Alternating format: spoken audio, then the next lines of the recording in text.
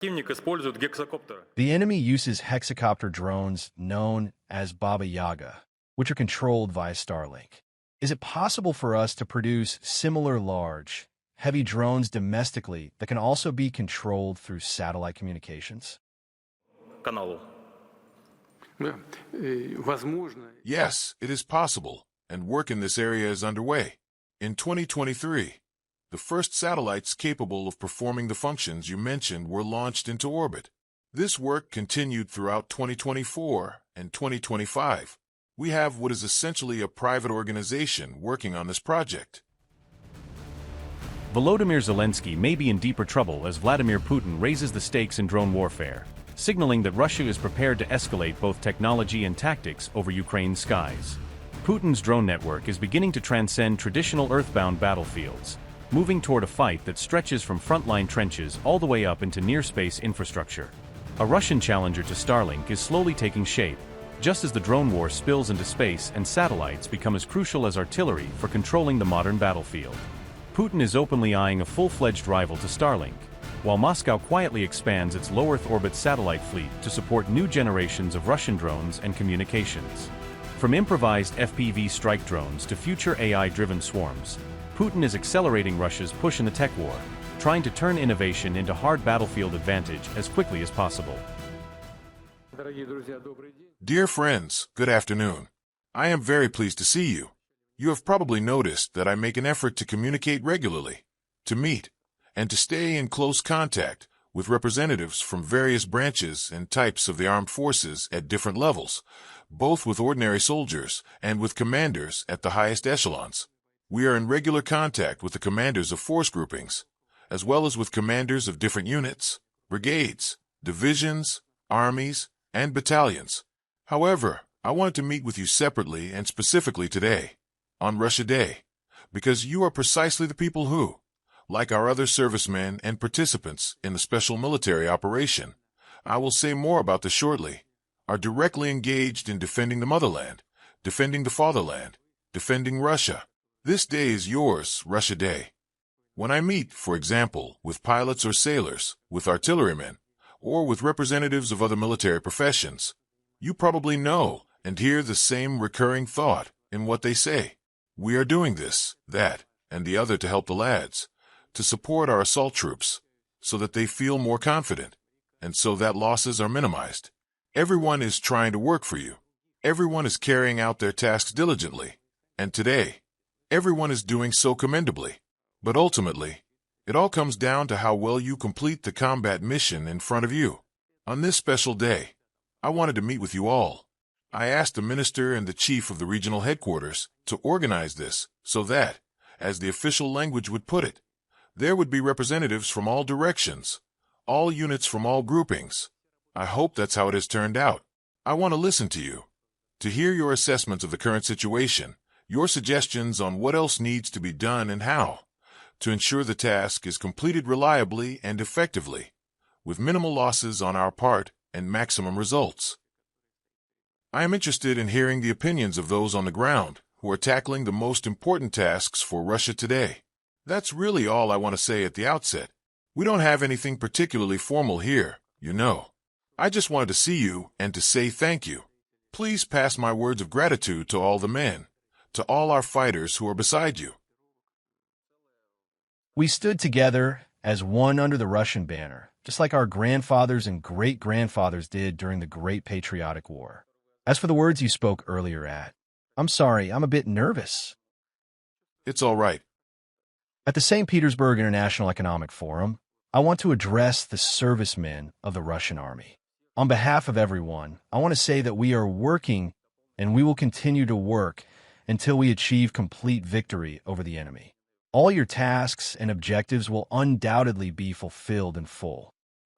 I believe it's essential that we not only preserve the names of our fighters, these heroes, truly heroes without any exaggeration, like you, Chergariv, and other servicemen who risk their health and their lives for Russia. Their names should not only be assigned to assault units. It's a broader matter.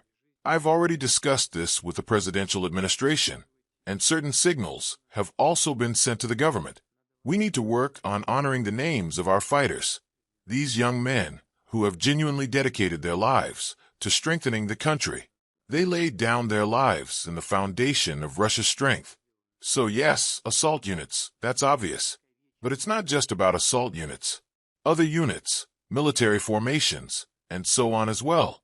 And not only that, streets should be named after them, schools where they studied, and so forth. There's plenty to think about here. Ultimately, it's not just for their sake. It's for us, who are living today, and for future generations. We all understand that when the special military operation comes to an end, a significant number of people will return to civilian life. Believe me, everyone in the government is thinking about how to help these men find their place, how to ensure they have decent employment opportunities and can acquire additional skills, a profession, or an education. This naturally includes medical rehabilitation as well. As you know, this is always a tremendous undertaking. It is a huge undertaking.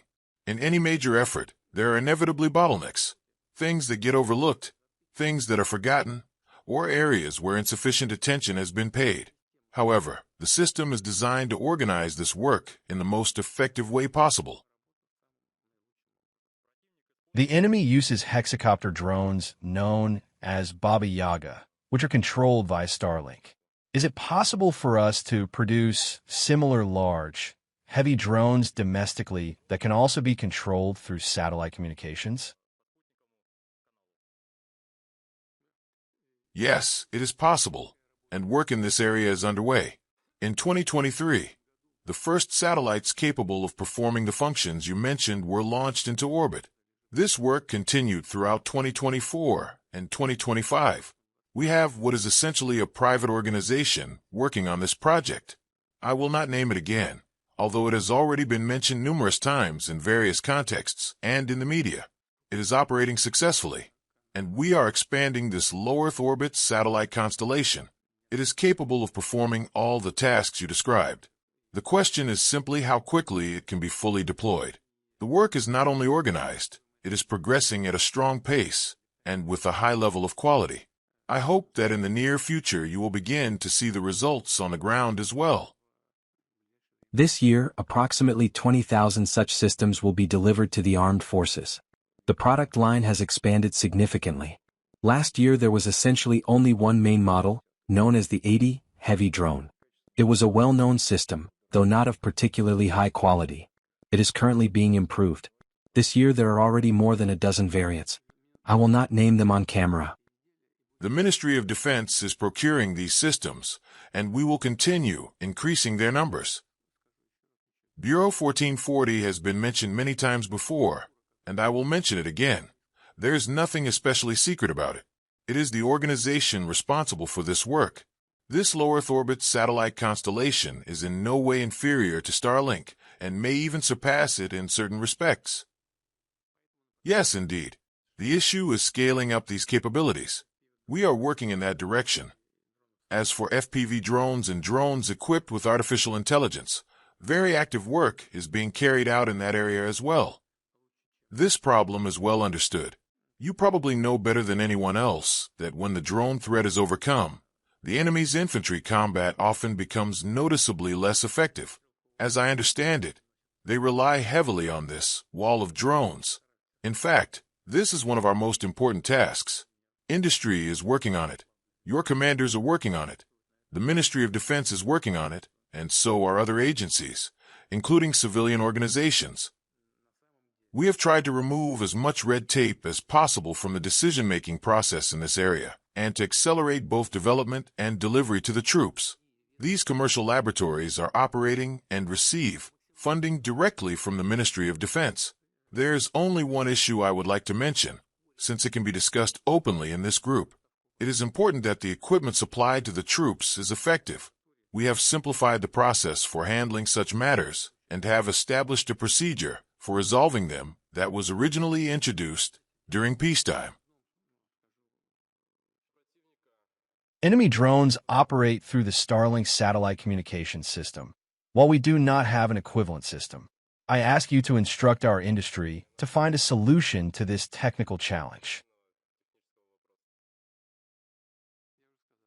As I have already said, we do have such a system.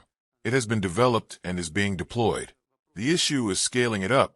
That requires time, but the system exists and is operational. The main task now is expanding the satellite constellation. That expansion is already underway. Very recently, another launch placed an additional 16 satellites into orbit. Of course, this is still far from sufficient. However, the most important point is that the problem has already been solved technologically and intellectually. What remains is expanding the constellation, and that work will continue. We intend to fully meet the needs of assault units. The objective is to provide the most effective portable electronic warfare systems. Those that have proven themselves under combat conditions in terms of both weight and frequency coverage. We will complete this work and fully satisfy the demand.